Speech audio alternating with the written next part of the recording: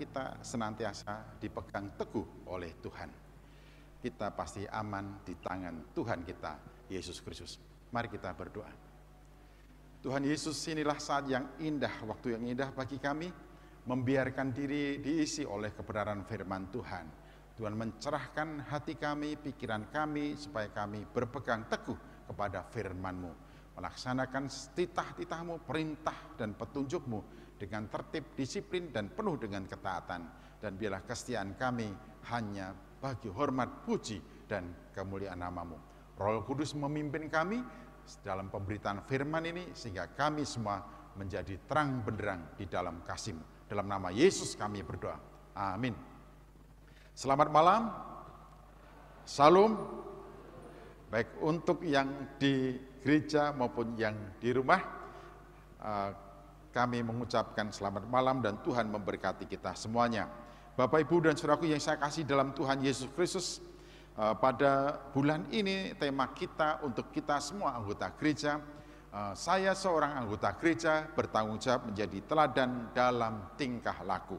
Kita semua bertanggung jawab menjadi teladan terhadap seisi rumah kita, di dalam keluarga kita, terhadap teman dan kawan kita dalam pergaulan, terhadap mitra kerja kita di lingkungan pekerjaan kita, mitra bisnis kita dalam usaha dan bisnis kita, dimanapun kita berada, kita bertanggung jawab menjadi teladan dalam tingkah laku. Marilah kita memperhatikan dengan seksama kebenaran firman Tuhan dari 2 Korintus pasal 5 ayat 11 sampai dengan yang ke-17. Pertama-tama kita semua harus tahu, harus menyadari, harus memahami bahwa setiap orang yang ada di dalam Kristus, ia adalah ciptaan baru. Kita sejak menerima Yesus Kristus telah dilahirkan kembali. Kita menjadi ciptaan baru karena kita telah lahir baru di dalam Tuhan Yesus Kristus. Pola, cara, pikiran, pandangan, pegangan, keyakinan yang lama sudah dibuang. Yang lama sudah dikuburkan, sudah mati, dan kita telah dibangkitkan menuju pada kehidupan yang baru di dalam Kristus. Oleh karena itu kita semua harus paham ini. Jadi siapa yang ada di dalam Kristus, ia adalah ciptaan baru. Yang lama sudah berlalu, sesungguhnya yang baru sudah datang. Sejak kita menerima Yesus Kristus sebagai Tuhan dan Juru Selamat kita telah diperbaharui di dalam Kristus. Kita adalah ciptaan baru yang hidup dalam pola pandangan, keyakinan, sistem yang baru, yaitu di dalam Tuhan Yesus Kristus. Ada beberapa hal yang patut kita perhatikan di sini. Sejak kita terima Yesus, ada perubahan cara pandang kita terhadap sesama kita, cara pandang kita terhadap manusia, cara pandang kita terhadap orang lain. Mari kita perhatikan ayat yang ke-16. Sebab itu kami tidak lagi menilai seorang juga pun menurut ukuran manusia. Dan jika kami pernah menilai Kristus menurut ukuran manusia, sekarang kami tidak lagi menilainya demikian. Jadi, jelas sekali, sejak kita terima Yesus Kristus, kita tidak lagi menilai seorang juga pun menurut ukuran manusia. Tidak menilai seorang juga pun menurut ukuran manusia. Artinya apa? Kita menilai, memandang setiap orang dari cara pandang Allah. Kalau dulu dari cara pandang dan ukuran kita, insani kita, kedagingan kita, kemanusiaan kita, pribadi kita, subjektivitas kita. Tapi sejak kita menerima Yesus Kristus, kita tidak lagi menilai seorang pun dari kaca pandang ukuran subjektivitas kita sebagai manusia, sebagai pribadi. Sebab jikalau kita menilai setiap orang berdasarkan subjektivitas kita, maka ada senang, ada tidak senang, ada benci, ada sayang, ada dinamika sesuai dengan perasaan dan bagaimana sikap kita terhadap seseorang, bagaimana kita menilai orang lain. Tetapi ketika kita memandang setiap orang dan sesama kita dari kaca pandang Allah, maka akan membuat kita menyadari sebetulnya tidak ada seorang pun di antara kita yang tidak berdosa. Dan kalaupun kita dilepaskan dan dibebaskan dosa oleh karena kasih karunia Allah. Dan dengan demikian tidak ada seorang pun di antara kita kemudian menjadi sombong, pungah, angkuh, congkak dalam hubungan dengan sesama. Sebab kita semua adalah orang berdosa yang telah diselamatkan semata-mata oleh karena kasih karunia, oleh karena kemurahan Allah, oleh karena kasih Allah yang besar kepada kita semuanya. Jikalau kita diselamatkan bukan karena kehebatan dan keberdayaan kita, namun oleh karena kasih karunia Allah, maka tidak sepantasnya seorang pun di antara kita merendahkan orang lain. Kalau kita memandang sesama kita dari kaca pandang Tuhan. Kita juga sudah diubahkan cara memandang kita terhadap sesama. Jikalau saya membutuhkan keselamatan itu disediakan oleh Allah di dalam Yesus Kristus karena kasih karunia-Nya, demikian juga yang lainnya. Jadi ketika kita memandang setiap orang dari cara pandang Allah, maka kita tahu bahwa setiap orang membutuhkan kasih karunia Allah, yaitu keselamatan yang Allah siapkan, sediakan di dalam Tuhan kita Yesus Kristus. Oleh karena itu ketika kita datang dan bersama-sama dengan yang lainnya, saya datang dan berilah dirimu didamaikan dengan Allah.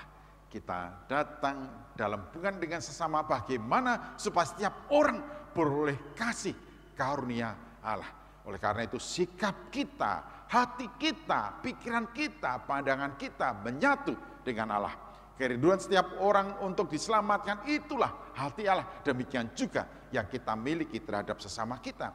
Oleh karena itu, jikalau kita memandang sesama kita dari cara pandang Allah, tidak ada lagi kebencian, tidak ada lagi permusuhan, tidak ada lagi kecurigaan, tidak ada lagi kepungan, kesombongan, kecongkakan, dan tidak juga di antara kita merendahkan seorang dengan yang lainnya. Karena Tuhan sudah memperbaharui cara pandang kita, pikiran kita, pendapat kita tentang sesama. Setiap orang diselamatkan oleh karena kasih karunia Allah. Datanglah terhadap sesama dan biarlah mereka didamaikan dengan Allah di dalam Tuhan kita Yesus Kristus. Kemudian kita juga menjadi tahu bagaimana hidup ini harus dijalani, sebagaimana yang diketengahkan oleh Rasul Paulus. Kami tahu ayat 11, apa artinya takut akan Tuhan. Karena itu kami berusaha meyakinkan orang. Karena itu kami berusaha meyakinkan orang. Kami tahu apa artinya takut akan Tuhan. Takut akan Tuhan adalah sikap ideal setiap orang dalam hubungannya dengan Tuhan Allah. Takut akan Tuhan didasari atas pengenalan orang itu tentang siapakah Tuhan. Tuhan yang tidak diupayakan untuk dikenali dengan caranya sendiri, tapi Tuhan yang datang memperkenalkan diri di dalam diri Yesus Kristus. Allah yang datang kepada kita dan memperkenalkan dirinya, yang merupakan wujud kasih anugerah Allah kepada kita semua, yang walaupun dalam kesetaraannya dengan Allah tidak menganggap sebagai miliknya yang patut dipertahankan, melainkan telah mengosongkan dirinya menjadi sama dengan manusia, mengambil rupa seorang hamba. Nah, inilah yang harus kita pahami semuanya.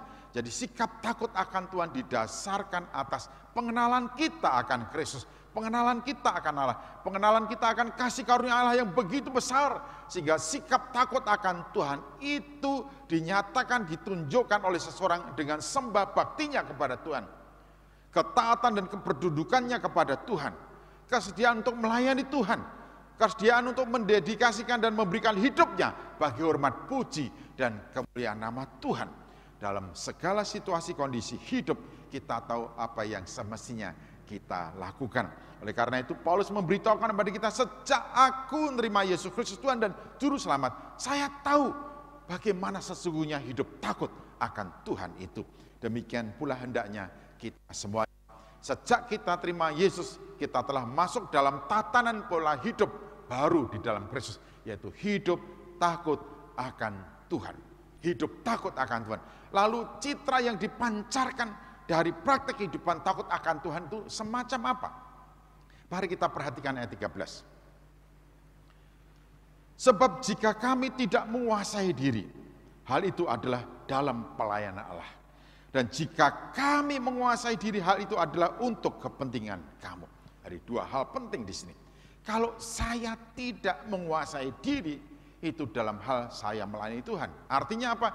Ketika saya melayani Tuhan, sepenuhnya saya mengikuti apa yang Tuhan mau, apa yang Tuhan kehendaki, apa yang Tuhan inginkan di dalam kehidupan saya. Kalau Paulus katakan, aku tidak lagi menghiraukan nyawaku karena aku telah ditangkap oleh Roh Kudus. Ditangkap oleh Roh Kudus. Jadi aku pergi kemana, melakukan apa, dan harus berbuat apa, semua didasarkan atas apa yang dikatakan Allah melalui Roh Kudus. Oleh karena itu Paulus mengatakan, dalam hal melayani Tuhan, aku tidak menguasai diri, tapi membiarkan diriku sepenuhnya dikuasai oleh Tuhan. Demikian juga halnya dengan kita. Ketika kita melayani Tuhan, ketika kita melakukan segala sesuatu untuk dan bagi Tuhan, biarkanlah diri kita sepenuhnya dikuasai oleh Tuhan. Supaya kita berbuat, berkata, bertingkah seturut dengan yang Tuhan mau. Bukan sesuai selera dan keinginan kita sendiri. Bukan seiring dengan kemauan dan kehendak kita, keinginan hati kita. Tetapi seluruhnya, sepenuhnya sesuai dengan yang Tuhan mau. Ketika Maria mengatakan, sesungguhnya aku ini adalah hamba Tuhan, jadilah padaku menurut perkataanmu. Inilah maknanya. Jadi kalau kita melayani Tuhan, sepenuhnya apa yang kita lakukan, yang kita kerjakan, yang kita perbuat di dalam hidup kita adalah apa yang Tuhan mau, apa yang Tuhan kehendaki, apa yang Tuhan perintahkan, apa yang Tuhan inginkan, apa yang Tuhan instruksikan kepada kita semuanya. Itulah yang kita lakukan. Karena itu Paulus katakan di dalam ayat 13, sebab jika kami tidak menguasai diri, hal itu adalah dalam pelayanan Allah. Hal itu adalah dalam pelayanan Allah. Bukan berarti membabi buta sakar PDW, tidak begitu. Dalam hal melayani Tuhan, kekuasaan atas hidup kami sepenuhnya seluruhnya dipimpin dan dikuasai oleh Tuhan. Aku hidup, namun bukan aku sendiri yang hidup di dalam aku, melainkan Kristus yang hidup di dalam aku. Menyerahkan diri hidup sepenuhnya kepada Tuhan kita Yesus Kristus. Ini yang sangat sulit untuk kita semuanya. Karena apa?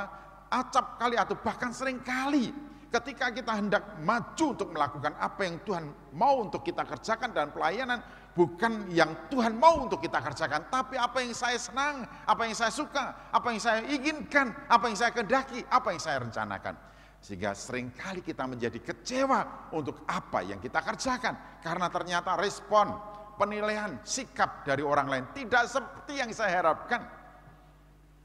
Itulah yang seringkali terjadi. Karena itu Paulus memberikan contoh teladan untuk kita semuanya.